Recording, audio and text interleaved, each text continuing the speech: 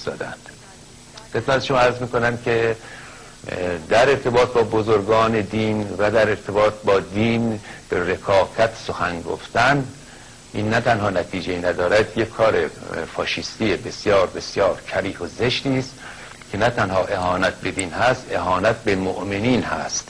این توجه نکنید این کار، تصور نفرمایید این کار ملی و میهنی است که ما بنشینیم اینجا و به پیغمبر اسلام فحاشی کنیم، به امام حسین و اینها، سایر کسانی که پیرو دارند و بسیاری از مردم به آنها ایمان دارند، ما بنشینیم و فحش بدهیم و فکر کنیم یک کار شجاعانه میکنیم و ما واقعا داریم یک کار خدمت میهنی انجام میدهیم. این نقض غرض هست، این منتهای بی‌ادبی و نادانی و خامی است. هیچ انسان پخته‌ای اهانت به ادیان دیگران نمی کند و از بزرگان تاریخ با رکاکت سخن نمیگوید. این است که استدعای بنده، این از این توصیه ها به ما نفرمایید خواهش میکنم، چون بنده میدانم چه میکنم و فکر میکنم که کاری که بنده میکنم به هر صورت هر آینه مورد توجه عرض میکنم اهل فن واقع شده است و هموطنان بسیار عنایت دارند به حق این برنامه.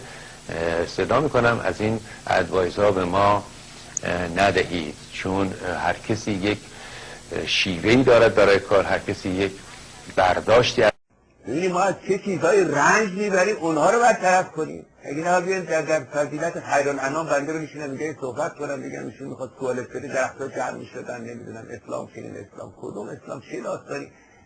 یک ایدئولوژی رو دوست عزیز برادر من از نتایجش باید دید. آقا این اسلام عزیز هر جا رفته درخت‌ها هم دیگه بار ندادن، زمین‌ها هم بایر شدن. شما این جامعه خوشبخت مسلمان من نشون بدید در طول تاریخ تو ببینن این یک چیزی بوده که جامعه بشری رو به خوشبختی بندن که از کیبری نیومدن که آقا پدر بزرگ من چیز بوده، بزرگترین عالم شیعه بوده، عموی من بزرگترین عالم شیعه بوده، ما توی محیطا بوده که میفهمیم. اما رنج جامعه چه چیزی، ما این انسان ایرانی از چه چیزی داره رنج میبره، زیر سیطره چه سیستم وحشتناکی.